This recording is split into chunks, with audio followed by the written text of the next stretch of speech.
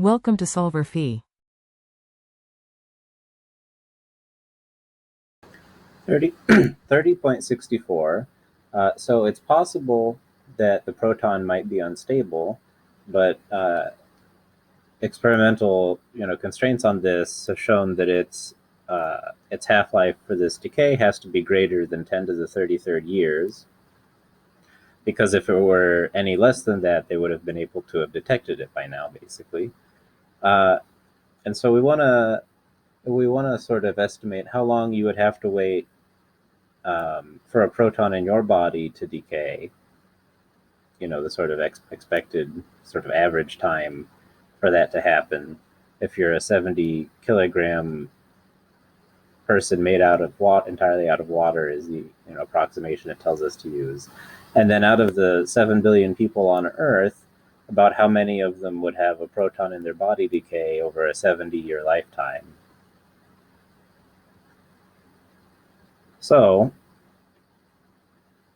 first we want to figure out how many protons are in your water body.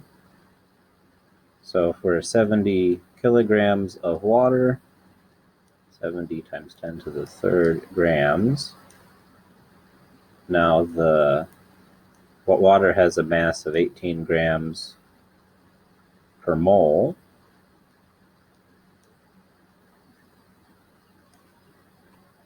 And there's an Avogadro's number of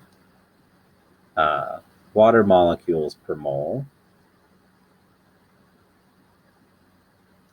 And then there's 10 protons per molecule of water, 8 from the oxygen and 2 from the hydrogens. And so in 70 kilograms of water, there's about 2.34 times 10 to the 28 protons.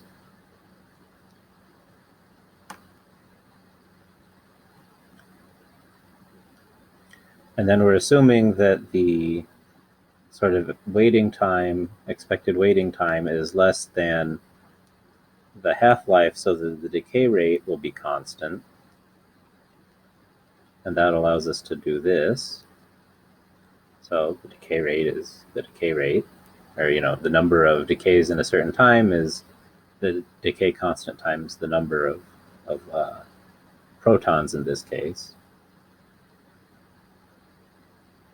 And so solving this for delta t and putting in log of 2 over the half-life for lambda, we get that this is delta n, which we want to be 1. We only want one of these to happen.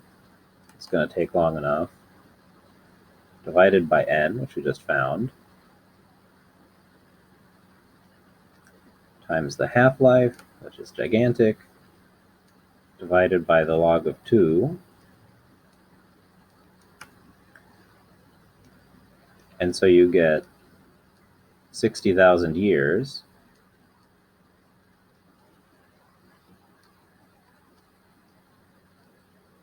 Which is about 880 lifetimes.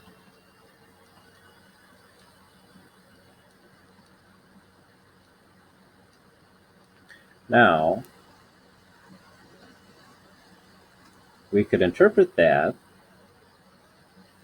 as meaning that 1 out of every 880 people is going to experience a proton decay in their body in their lifetimes. And so to get the total number of people currently alive who would experience this, you just divide 7 billion by 880. And so it'd be 8 million people who would have this happen out of everyone currently alive, which sounds like a lot, but then it's 3 orders of magnitude less than the total number of people. So you've got to have 7 billion people in order for 8 million of them to have this happen. So, and of course, none of them are likely to be anywhere near a physics experiment that can detect a proton decay inside of a human body. So we're probably not going to find out anytime soon.